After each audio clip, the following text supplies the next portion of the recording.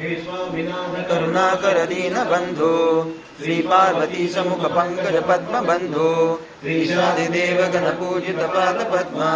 वल्ली सनाद मम देहि करावलंबम देवादिदेवनुत देव गणाधिनाथ देवेंद्र वंद्य मृद पंकज मंजुपाद देवर्षि नारद मुनीन्द्र सुगीत कीर्ते वल्ली सनाद मम देहि करावलंबम नित्यानदान निरताखिल रोगहारी तस्मात् प्रदान परिपूरित भक्त काम रुच्यागम प्रणववाच्य निज स्वरूपान् वल्ली सनाद मम देहि करावलंबम रौचा सुरेंद्र परिखंडन शक्ति शूलान् आशादिशस्त्र परिमंडित दिव्य पाणीन् श्रीकुंडली सदुतुंड सुकीन्द्र वाहान् वल्ली सनाद मम देहि करावलंबम देवादिदेव रमंडल मध्य वेद्या देवेंद्र पीठ नगरं दृढचापहस्तं सूरं निहत्य सुरकोटिभिरीड्यमाना वल्ली सनाद मम देहि करावलंबम् आवादिरत्नमणियुक्त किरीटहारा केयूरकुण्डल सप्तवचाभिरामा देवीरतारक जयावरमुन्दवन्द्या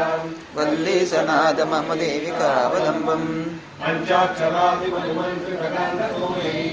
पञ्चामृतैकप्रभुतेन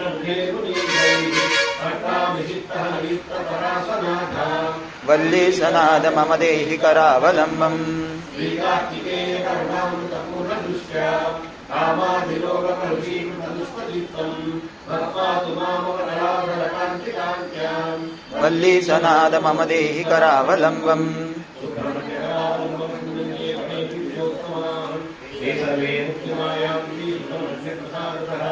सुब्रह्मण्यकवापमिदं प्रातरुद्धाये कवेत् कोटिजन्मं पापं तच्छमादेव नश्यति। ओम सुब्रह्मण्य भगवान की जय की जय।